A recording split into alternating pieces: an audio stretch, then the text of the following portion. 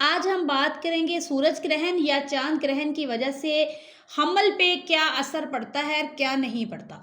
बहनें जो हामिला हैं, जिनके पेट में 2 महीने 4 महीने या जितने भी महीने का हमल है, वो परेशान होती हैं कि हमने कोई चीज़ खानी नहीं है, हमने कोई चीज़ काटनी नहीं है, हमने सोना नहीं है, या हमने चलना है या चलना नहीं है। ऐसी बहुत सी मिथ निकली हुई हैं, तो उसके बारे में आप लोग बहुत परेशान होते हैं। यहाँ पे मैं आप लोगों को क्लियर कर दूं कि ये जो होंठ कटा हुआ बच्चा पैदा होता है, या वो कुदरती तौर पर हाथ पांव छोटे हैं, या कुदरती तौर पर उनके बाजू टांगे छोटी हैं, तो ऐसे जो बच्चे होते हैं ये तो या तो ख़ानदानी मसला होता है, ख़ानदान में ऐसे होते हैं, या फिर फोलिक एसिड की कमी की वजह से होती है। फोलिक एसिड बहुत छोटी सी टैबलेट है जो कि हर हामिला औरत को लेनी चाहिए, जिसके ना लेने की वजह से न्यूरो डिफेक्ट यानी कि कमर के ऊपर फोड़ा, सर में पानी, बहुत से मसले हो सकते हैं। अब ये चीज़ कहीं भी सामने नहीं आई कि सूरज ग्रहण या चांद ग्रहण की वजह से बच्चा डैमेज हुआ है। ये अब मैं यहाँ को आपको ये बता दूँ कि अगर खुदा ना खास्ता ये चीज़ है कि आपने बहुत ज़्यादा टेंशन ले ली है, स्ट्रेस के सूरज ग्रहण लगने वाला है या चांद ग्रहण लगने वाला है, तो चांद ग्रहण या सूरज ग्रहण से तो आपका बच्चा डैमेज नहीं होगा इंशाल्लाह ताला। लेकिन आपने जो स्ट्रेस ली है, जो इतनी ज़्यादा आप टेंशन में हैं, ज़हनी दबाव का शिकार हो रहे हैं, उसकी वजह से आपका बच्चा डैमेज हो सकता है। आपके बच्चे की तरफ खुराक रुक जाती है, आपका बच्चा कमज़ोर हो जाता है, आपके बच्चे को पानी की कमी हो जाती है, या अदरवाइज़ कोई भी प्रॉब्लम हो सकती है। प्लेसेंटा जो कि बच्चे की आवल होती है, उसकी वजह से बच्चे की तरफ खुराक जाना कम हो जाती है, या बच्चे में कोई भी डिफेक्ट हो सकता है।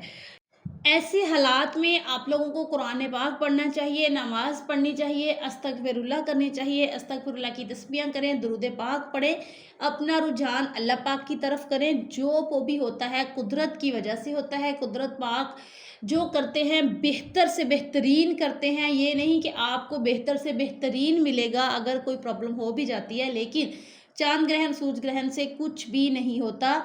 इस चीज़ से आप बिल्कुल नहीं घबराएं, बिल्कुल नहीं परेशान हों। इस टाइम पे आपको सदका खैरात करना चाहिए।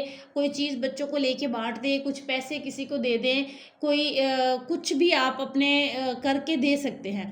और उसके लिए ये ज़रूरी नहीं है कि आप एक जगह टिक के बैठ जाएं, या आप सीधे लेट जाएं, या आप बेड के दरमियान में लेट जाएं। नो, आप अपने रूटीन के काम भी कर सकते हैं, आप चल फिर भी सकते हैं, आप चीज़ें काट भी सकते हैं, आप चीज़ें खा भी सकते हैं।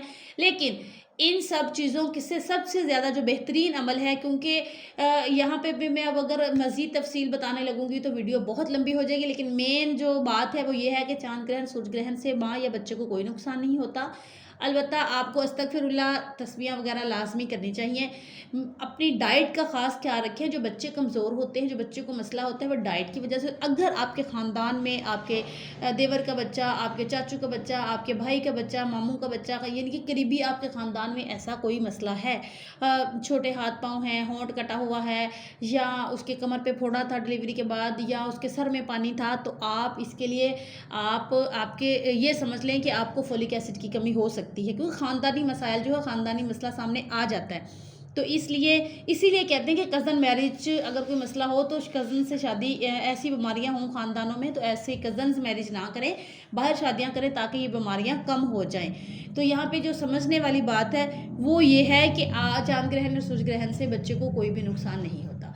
मिलेंगे किस नेक्स्ट वीडियो में, तब तक के लिए अपनी बहनों को कहूँगी अल्लाह हाफिज़।